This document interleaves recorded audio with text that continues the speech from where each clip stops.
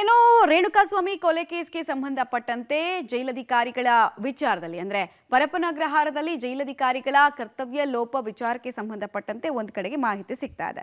ಆರಂಭಿಕ ಹಂತದಲ್ಲಿ ರಾಜಾತಿಥ್ಯವನ್ನ ಜೈಲಿನಲ್ಲಿ ಕೊಡಲಾಗ್ತಾ ಇತ್ತು ಅನ್ನೋ ಪ್ರಕರಣದ ತನಿಖೆಗೆ ಇಳಿದಂತಹ ಪೊಲೀಸರಿಗೆ ಹಲವು ವಿಚಾರಗಳು ಬಯಲಾಗಿದೆ. ಪೊಲೀಸರ ತನಿಖೆ ವೇಳೆ ಜೈಲಧಿಕಾರಿಗಳ ನಿರ್ಲಕ್ಷ್ಯ ಗೊತ್ತಾಗಿದೆ.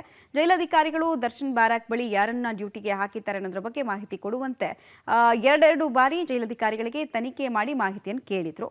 ಬಟ್ ಜೈಲಧಿಕಾರಿಗಳು ಇನ್ನೂ ಮಾಹಿತಿ ಕೊಟ್ಟಿಲ್ಲ. ದರ್ಶನ್ ಬ್ಯಾರಕ್ ಸುತ್ತಮುತ್ತ ಡ್ಯೂಟಿಗೆ ಹಾಕ್ತಾ ಇದ್ದವರ ಡೈರಿಯನ್ನ ಜೈಲಧಿಕಾರಿಗಳು ಮೇಂಟೈನ್ ಮಾಡಿಲ್ಲ ಅನ್ನೋ ವಿಚಾರ ಕೂಡ ಪೊಲೀಸ್ ತನಿಖೆ ವೇಳೆ ಬಹಿರಂಗ ಆಗಿದೆ.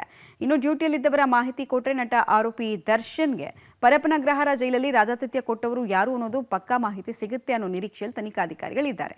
ಬಟ್ ಡ್ಯೂಟಿಯಲ್ಲಿದ್ದವರ ಮಾಹಿತಿಯನ್ನು ಮಾತ್ರ ಕೊಡ್ತಾ ಇಲ್ಲ ಅಂತ ಮಾಹಿತಿ ಸಿಗ್ತಾ ಇದೆ. ಸೊ ಅಲ್ಲಿ ಸೇಫ್ ಗಾರ್ಡ್ ಮಾಡೋ ಕೆಲಸ ಸ್ಟ್ರಾಟಜಿಗಳಾಗ್ತಾ ಇದೆ ಅನ್ನೋ ಅನುಮಾನಗಳು ಕೂಡ ಮೂಡ್ತಾ ಇದೆ. ಈಗಾಗಲೇ ಈ ರಾಜಾತಿಥ್ಯ ಪ್ರಕರಣಕ್ಕೆ ಸಂಬಂಧಪಟ್ಟಂತೆ 3 FIR ದಾಖಲಾಗಿದೆ. 2 ಪ್ರಕರಣದಲ್ಲಿ ದರ್ಶನ್ನೇ A1.